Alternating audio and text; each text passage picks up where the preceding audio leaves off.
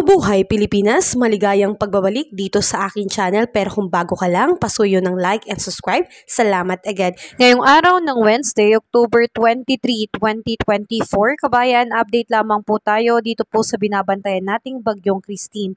Kabayan, ito po ngayon ay nasa layong 390 km east of Infanta, Quezon, na merong maximum sustained wind na abot po ng 85 km per hour at kasalukuyan ang kategory nito, kabayan, ay nasa tropical storm.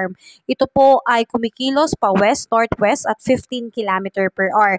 Tulad ng nakaraan, ito pa rin po ay mabagal na kumikilos pero patuloy na lumalakas. At asahan natin na pagdating sa hapon, ito po ay nasa layong 180 km east of Casiguran, Aurora, na nasa 95 na po, kabayan, ang maximum sustained wind at patuloy pa rin po itong nasa tropical storm category na kumikilos pa northwest at 20 km per hour. Mga kababayan, inaasahan natin na posibleng mamayang gabi o bukas ng madaling araw, ito po ay maglalandfall na po sa vicinity ng Echake, Isabela. So mga kababayan, tayo po ay mag-ingat dyan, lalo na po sa pinaka-apektadong lugar. Posible po ang pagkakaroon talaga ng matataas na pagbaha at pagkakaroon din po ng landslide. So pinag-iingat natin ang lahat. Kung kinakailangang mag-evacuate, ay gawin na po natin. Huwag na po natin hintayin na lalo pang tumaas ang baha dahil ito po ay magiging mapanganib na po lalo sa atin at ganoon din sa mga rescuer, mga kababayan. At dahil, kabayan, sa patuloy na paglakas nitong Bagyong Christine, nakataas pa rin po ang signal number 2 dito po ngayon sa may Catanduanes, eastern portion ng Camarines Norte. Kasama rin po ang eastern portion ng Albay, eastern portion ng Camarines Sur, ganun din po dito sa may eastern portion ng Sorsogon. Nakataas din po ang signal number 2 sa northern eastern ng Northern Samar. Kasama rin po ang northern portion ng Eastern Samar. So pinag-iingat po ang lahat, lalo na ang ating mga mamamayan na dyan po nakatira dahil napakalakas po at ang buhos ng ulan at bugso ng hangin na mararanasan. Kung kinakailangan pong mag-evacuate ay gawin na po natin dahil napakamapanganib na po kung sobrang taas na po ng baha tsaka pa po tayo mag-evacuate. At mag-ingat din po tayo sa mga bulubunduking mga lugar na mga kababayan natin na doon nakatira dahil posible rin po ang pagkakaroon ng flash flood.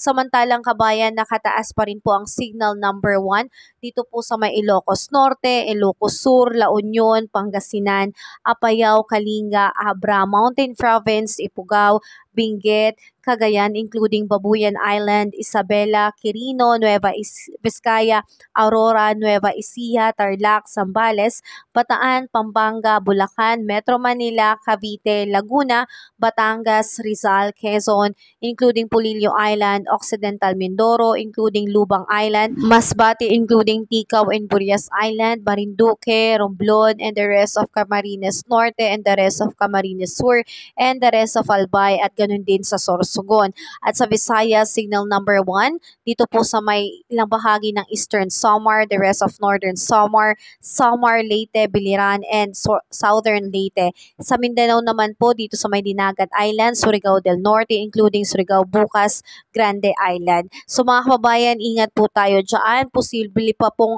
itaas ang signal sa mga lugar na aking nabanggit dahil patuloy po ang paglakas ng epekto nitong Bagyong Christine. Kaya ang bawat isa po ay pinag-iingat. At asahan natin, kabayan, na patuloy pa rin pong makakaranas ng malakas na bugso ng hangin ngayong araw dito po sa may Mimaropa and Visayas and Mindanao. Kaya pinag-iingat po ang lahat, lalo na kung tayo po ay lalabas ng bahay. At dahil po sa epekto nitong Bagyong Christine, maaga na pong nagkansela ng pasok ang mga sumusunod na lugar dito po sa Metro Manila.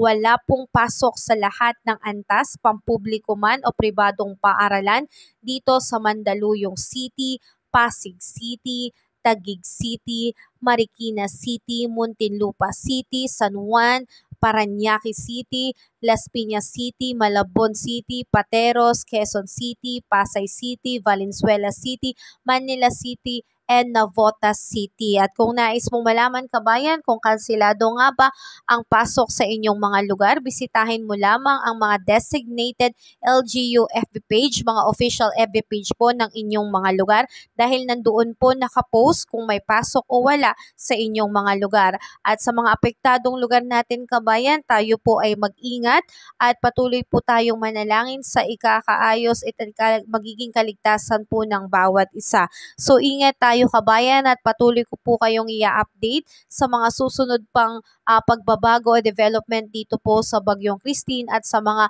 mawawalan pa po ng pasok dulot nga po ng malakas na pag-ulan at bugso ng hangin. So ingat tayo kabayan, ugaliin nating laging magdala ng payong kung tayo po ay lalabas ng bahay, pero kung kinakailangan ay sa bahay na lamang po kabayan dahil posible po tayong mapahamak gawa nga po na makakaranas po tayo ng malalakas na bugso ng hangin, posible tayo makaranas po ng pagbaha at landslide din po. So hanggat maaari sa bahay na lamang po, at kung kinakailangan kabayan at ihanda na rin po natin ang ating mahalagang gamit, kung kinakailangan lumikas, gawin po natin.